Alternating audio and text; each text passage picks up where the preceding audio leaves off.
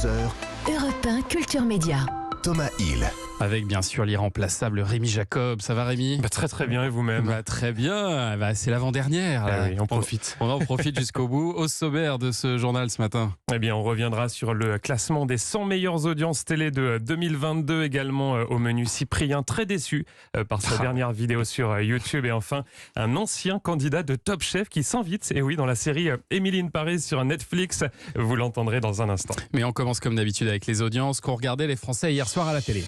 Eh bien, la première place du podium, c'est France 2, avec Meurtre au paradis, 4,4 millions de téléspectateurs et 21,7% de part d'audience pour la série policière franco-britannique. Derrière, on retrouve TF1 et le grand quiz d'Hélène Manarino, qui a séduit 2,4 millions de téléspectateurs, soit 11,8% de part d'audience. Et puis à la troisième place, pour clôturer ce podium, c'est France 3 qui diffusait hier soir le second volet du documentaire Il était une fois Champs-Élysées.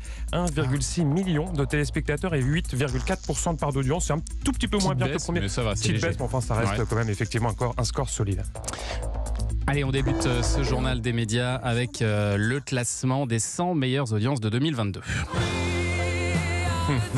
Et oui, vous le savez, c'est la tradition à la fin de l'année. On compte les points. Alors, qui sont les champions de 2022 ? Eh bien, ce top 100 nous livre pas mal d'enseignements. TF1 est le grand gagnant avec 77 des 100 meilleures audiences. Et cela grâce à la Coupe du Monde de football, mais aussi à des séries très puissantes comme HPI. On vous en parlait la semaine dernière. Ce qu'on remarque également, c'est que les programmes d'information sont plébiscités par les Français. Cette année, ils représentent 25 des 100 meilleures audiences, avec évidemment beaucoup d'émissions politiques diffusées au moment de l'élection présidentielle.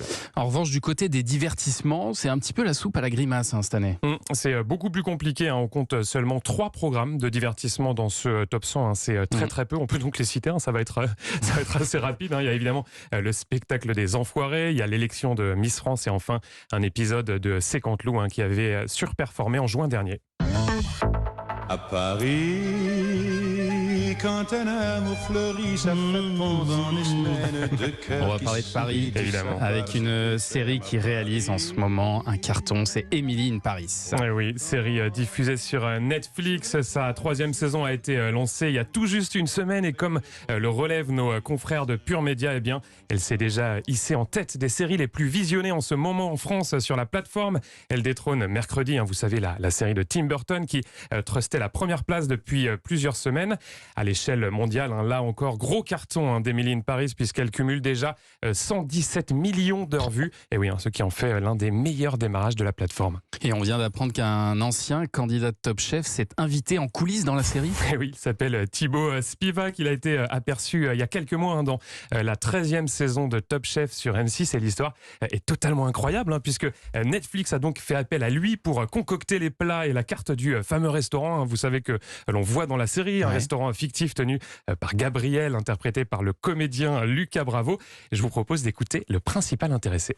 C'est un peu fou. Il y a l'équipe de production qui m'ont contacté. L'idée, c'est qu'ils voulaient, sans faire trop de spoilers, avoir un restaurant plus qualitatif, plus réaliste, plus correspondant à la cuisine parisienne d'aujourd'hui, tout en gardant l'esprit que Gabriel dans la série allait vouloir créer. J'ai participé à 2 nuits de tournage. J'ai créé le menu intégralement et j'ai réalisé du coup pendant ces 2 nuits les plats qu'on voit à l'écran. Et vous avez même pendant les petits flashs sur les mains, c'est mes petites mains que vous voyez à l'écran.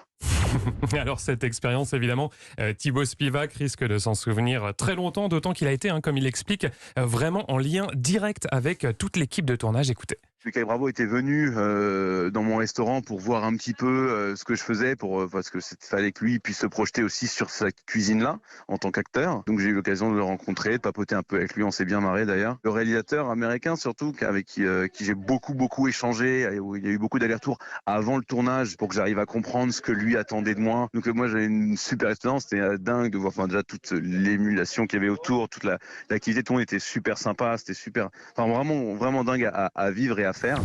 C'est génial ça. Bon, et alors puisqu'on parle de carton d'audience, il y a un autre phénomène en ce moment, c'est Avatar 2.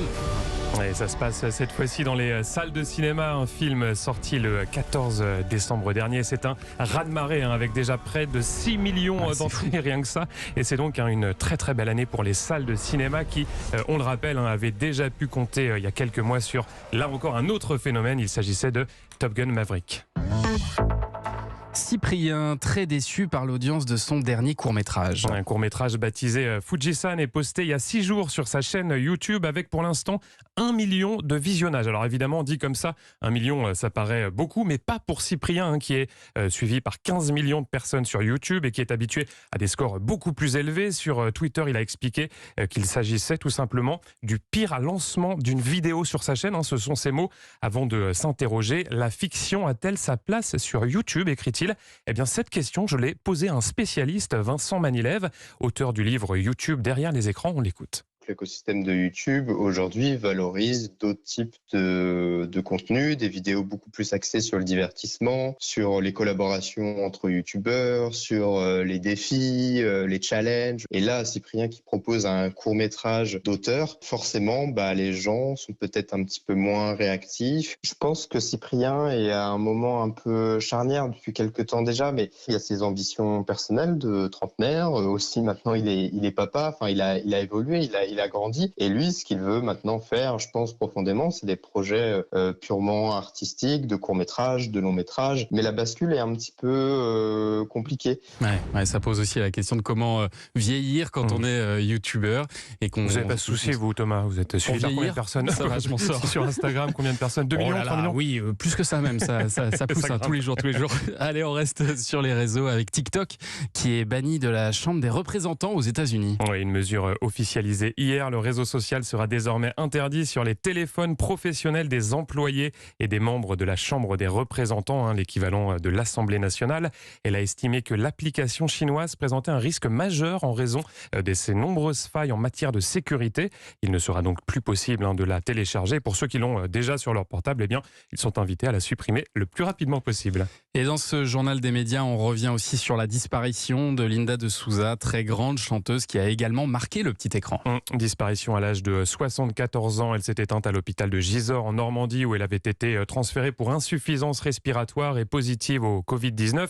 Linda de Souza, c'était une immense artiste, très populaire, aux millions d'albums vendus et qui avait, en effet, vous avez raison Thomas, une relation bien particulière avec la télévision, comme nous l'explique son agent Fabien Lecoeuvre. Indiscutablement, Linda de Souza a marqué la télévision en France. Elle s'est intéressée, la télévision, au phénomène de la migration chez les Portugais, qui avaient trouvé enfin et pour la première fois sur le sol français leur idole. Et on l'a vu après, même lorsqu'elle a sorti son livre qui a vendu plus de 2 500 000 exemplaires. On est en 85 et en 86. Elle fera le spectacle tourné pour la télévision et 2 ans plus tard, une série télévisée qui s'appellera La valise en carton. La série a été une excellente audience.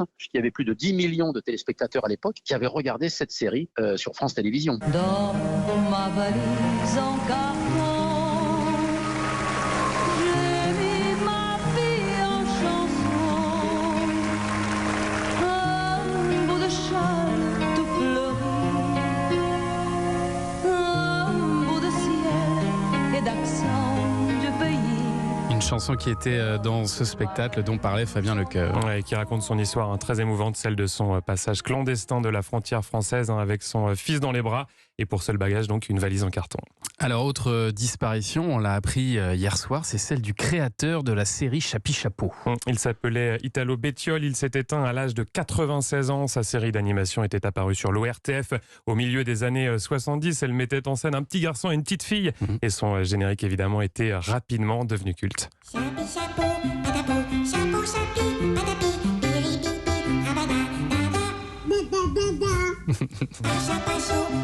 Inoubliable ça. Allez, on termine Rémi avec votre télétrottoir comme chaque jour. Oui, que vont regarder les Français à la télévision ce soir? Je vous propose de le découvrir tout de suite avec ce télétrottoir et vous allez voir aujourd'hui, on n'a aucun râleur. Et oui, personne pour décrocher. Vous savez, un petit tacle, c'est très feel good, ça fait du bien. Écoutez. Écoutez, j'irai plutôt sur l'âge de glace 3. C'est sur M6. C'est simple et puis c'est un moment de détente. France 3, ce qui nous lie. C'est un film de Cédric Clapiche avec Pio Marmaille, Anna Girardot, ça vous branche? Le résumé me plaît bien. Ça parle de quoi? D'un jeune homme qui retrouve son frère et sa sœur dans sa Bourgogne natale, avec une prise de décision familiale. À voir. Oui, Prodige. C'est sur la 2. Les gamins qui ont des talents superbes, ils sont doués. Ils ont travaillé pour ça.